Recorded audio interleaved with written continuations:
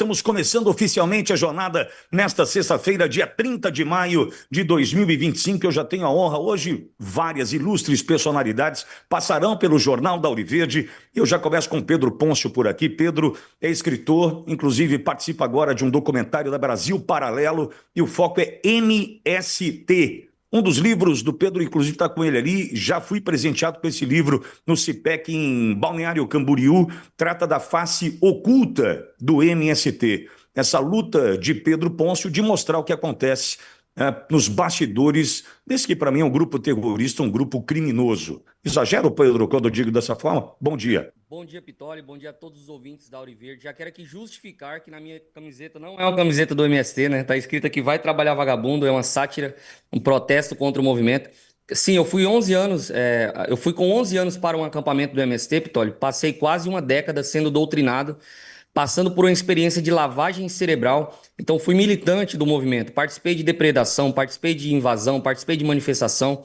Eu fui realmente... Quantos anos você tinha, Pedro? Eu cheguei lá com 11 anos de idade e fiquei até quase 20 anos de idade, fazendo parte da cultura do movimento, da militância. E então, assim, o Movimento Sem Terra ele faz o que eles chamam de trabalho de base e cooptam famílias pobres para os acampamentos do MST. Eles vão nas periferias, prometem esperança, prometem prosperidade e levam essas famílias para dentro do acampamento. Lembrando que quando a minha família foi, era ali 2003, 2004. Então, meus pais não tinham outra saída financeira e colocaram a esperança nesse movimento como uma válvula de escape para sair da miséria.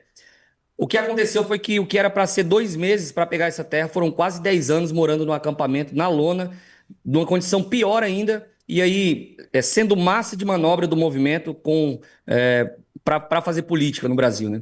Pedro, outro dia, passando pelo Rio Grande do Sul, eu até ontem mencionei esse trajeto que fiz para o Celso Ricardo, um amigo que é consultor do agronegócio. Eu fui de Porto Alegre a Charqueadas, né? E passei por um acampamento do MST.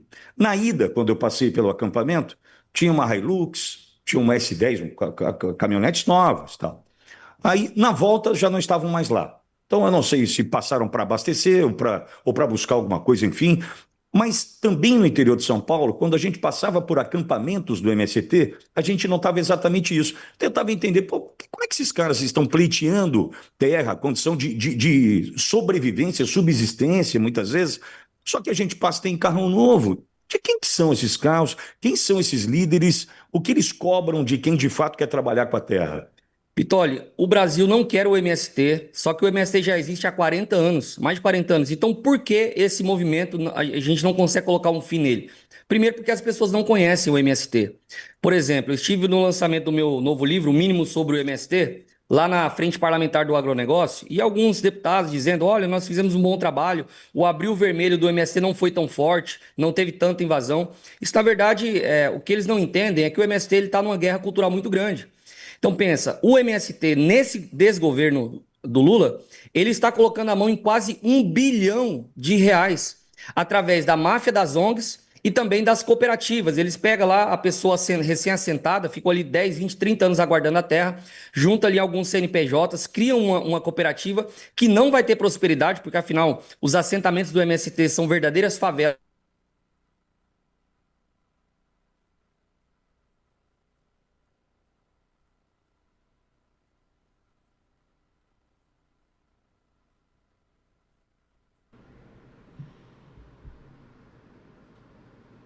Então, consegue captar coordenador nacional desse movimento que nós consideramos terrorista vermelho. Então, acontece que existe uma máfia muito grande e esses movimentos têm cada vez mais feito o que eu digo, manipulado pessoas pobres, fragilizadas financeiramente, economicamente, levado para os acampamentos e usado elas para essas finalidades, cooptar dinheiro do Estado para fazer política, usá-las, né, a vida delas para ir fazer manifestação, praticar todo tipo de crime, de terrorismo, e isso está acontecendo no Brasil sem entrar ainda na questão da doutrinação das nossas crianças, que para mim é uma das questões principais a gente falar também.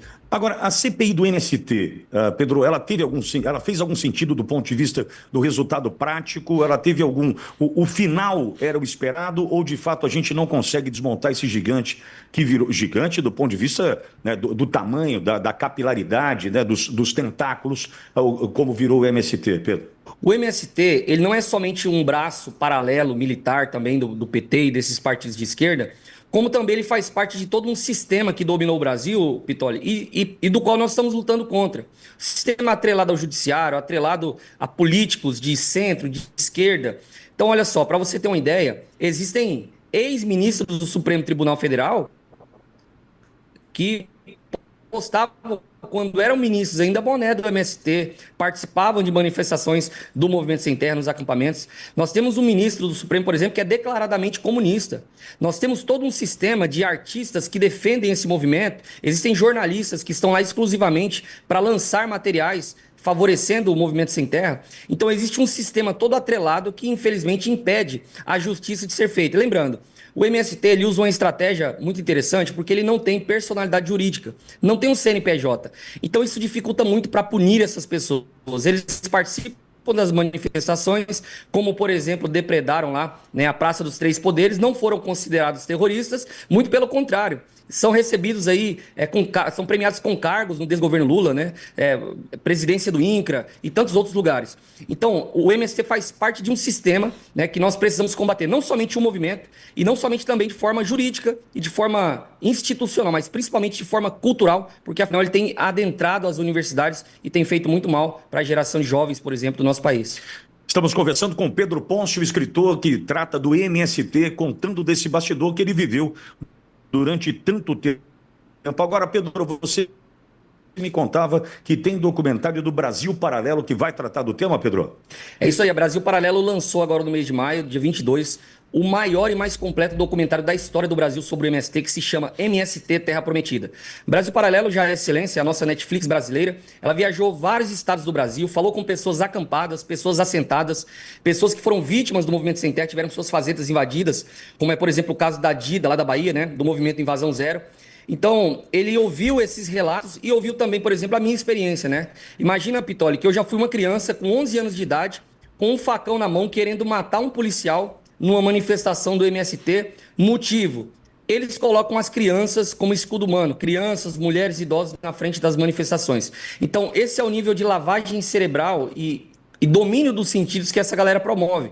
Eles fazem no mês de abril uso do que eles chamam de massacre de Eldorado dos Carajás, que aconteceu em 1999, para fazer política. Eles sobem até hoje em cima do caixão dessas pessoas que morreram nesse confronto com a polícia e ficam fazendo política, usando o luto, usando a dor das pessoas. É um movimento realmente criminoso que a gente está combatendo.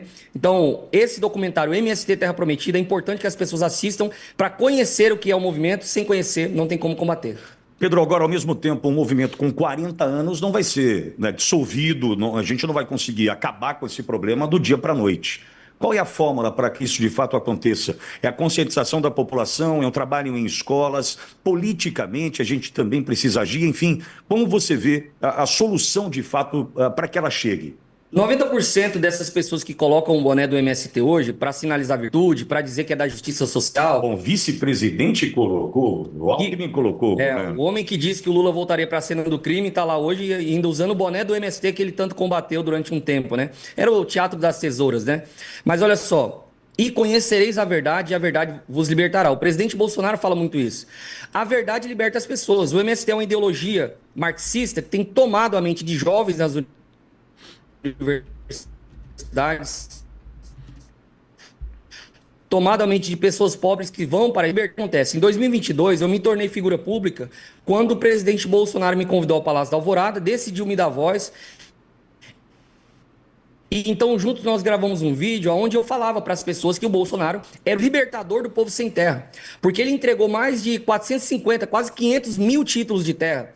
Então, olha só, o MST supostamente ajuda o pobre a conseguir a terra depois de 30 anos, mas não entrega o título. O Lula, quando foi presidente nos seus 3 mandatos, não entregou título. A Dilma, nos 2 mandatos, não entregou título. O FHC não entregou título. O Bolsonaro, numa canetada, ele entregou mais títulos de terra do que FHC, os Lulas, mandatos do Lula, a Dilma.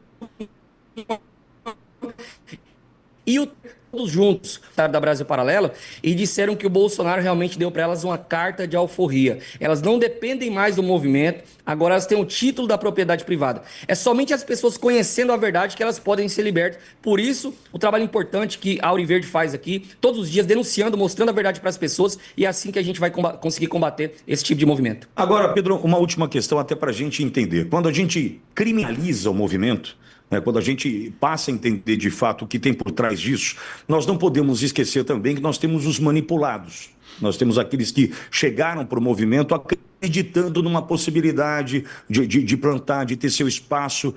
Quem é quem no movimento? Por exemplo, quando a gente passa as margens de uma rodovia, passa pela rodovia, as margens tem ali um assentamento.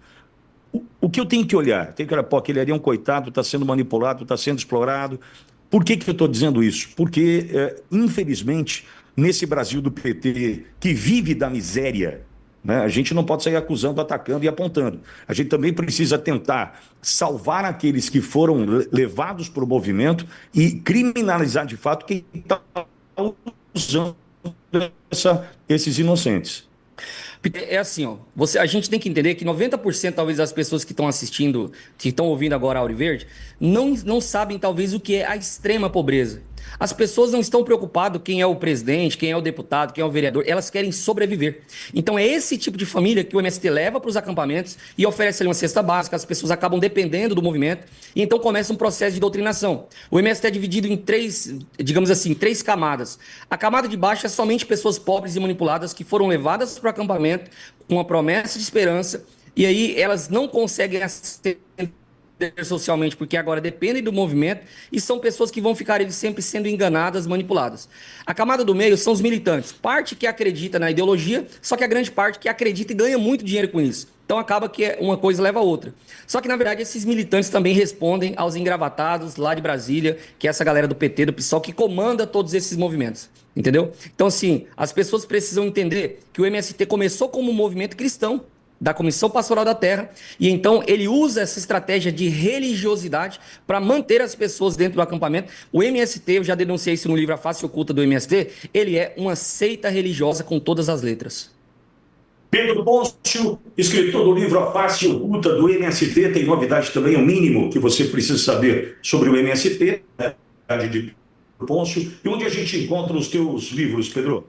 Graças a Deus, esse livro, infelizmente, é o primeiro livro na história do Brasil. Eu digo infelizmente porque deveriam ter muitos outros. Mas a gente conseguiu denunciar, mesmo debaixo de ameaças de morte do movimento, de facções criminosas, A Face Oculta do MST. Está disponível na livraria do Nicolas Ferreira, livraria do Eduardo Bolsonaro, Ana Campanholo. Todas as livrarias conservadoras do Brasil já têm A Face Oculta do MST e também o mínimo sobre a diferença no nosso país. Ô, Pitolio. Obrigado, Pedrão. Deus abençoe.